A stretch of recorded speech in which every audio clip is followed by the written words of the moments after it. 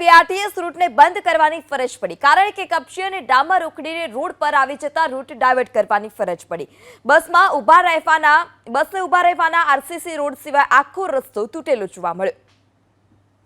અમદાવાદ શહેરમાં સિઝનનો 31 ઇંચ વરસાદ પડ્યો અને તેની પહેલાં અમદાવાદના અલગ અલગ વિસ્તારમાં ગત સપ્તાહે 10 ઇંચ જેટલો વરસાદ પડ્યા બાદ અમદાવાદ શહેરના રોડ રસ્તાઓની હાલત ભારે બિસ્માર થયેલી જોવા મળી છે। હાલ અમે છીએ અમદાવાદના અખબારનગર વિસ્તારમાં। અખબારનગર બીઆરટીએસનો ટ્રેક આખો બંધ કરી દેવામાં આવ્યો છે। કારણ છે બીઆરટીએસ ટ્રેકમાં પ્રવેશવાનો જે માર્ગ છે ત્યાં આગળ આ પરિસ્થિતિ જુઓ, બસ અહીંયા આગળથી પસાર થાય તો તેના સેન્સર પરના દરવાજા ન ખુલી શકે તે પ્રકારની પરિસ્થિતિના કારણે આખો જે ટ્રેક છે તે અહીંયા આગળ બંધ કરી દેવામાં આવ્યો છે।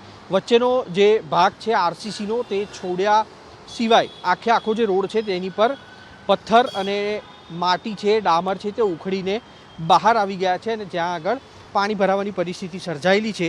આની પરથી અનુમાન લગાવી શકાય છે કે આ જે મટીરિયલ અહીંયા આગળ બહાર આવ્યું છે તેની પરથી તેની ગુણવત્તા પર પણ સવાલ ઊભા થઈ રહ્યા છે। કારણ કે અમદાવાદ શહેરમાં જે 19,000 જેટલા ખાડા પડ્યા તે તમામ સ્થળો પર આ રીતના પથ્થર છે તે ઉખડીને બહાર આવી ગયા છે।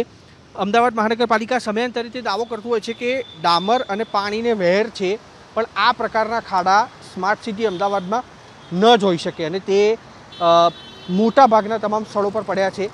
કોર્પોરેશનના સત્તાવાર આંકડા પ્રમાણે શહેરમાં 19,000 જેટલા ખાડા પડ્યા છે અને તેમાંથી 320 જેટલા ખાડા છે તેના પુરાણ બાકી છે।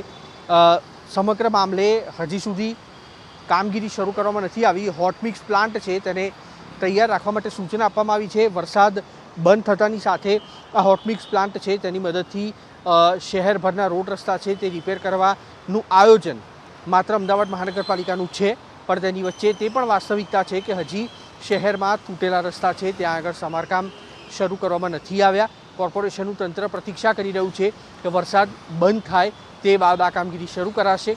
ત્યાં સુધી અમદાવાદ શહેરના નાગરિકો છે તે ભગવાન ભરોસે અમદાવાદ શહેરના રોડ રસ્તા ઉપર પોતાના વાહનો ચલાવતા જોવા મળી રહ્યા છે। કેમેરામેન અવનીશ તિવારી સાથે કુશાંક સોની, એબીપી અસ્મિતા, અમદાવાદ।